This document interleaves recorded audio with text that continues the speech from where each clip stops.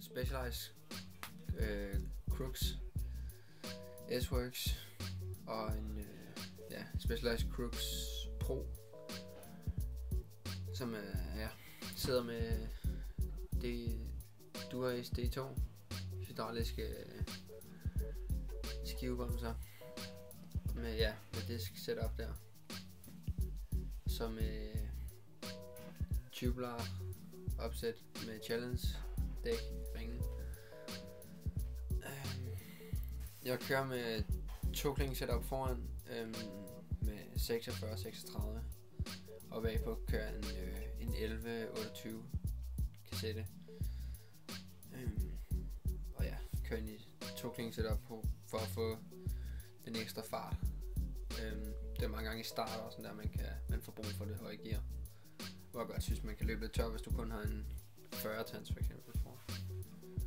Og så er den lille også meget rar at have med stigninger og for at kunne køre nogle flere ting. Skiver? Ja, jeg tror også at skiver det er det hurtigste.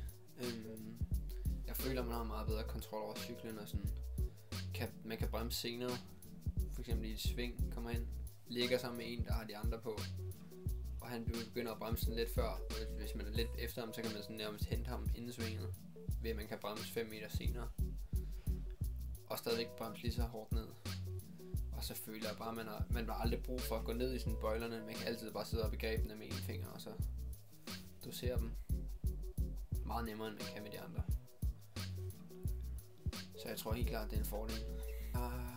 Vejret ser koldt ud, og lige når der kommer sne, så lige nu der er det en Grifo eller en Grifo XS med nogle hurtige nogen, og så har jeg også nogle ekstra med selvfølgelig, hvis vejret ændrer, hvis det bliver tøvejr.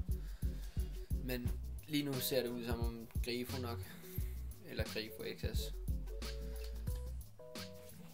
Altså jeg glæder mig helt vildt til at køre løbet. Jeg føler aldrig nogensinde, jeg har været så godt forberedt til et crossløb før, så jeg glæder mig da til at se, hvad det kan blive til.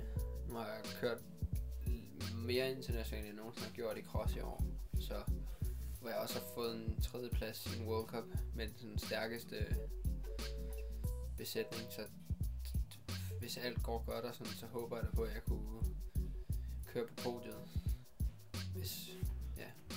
hvis ruten er god til mig, og benene er der.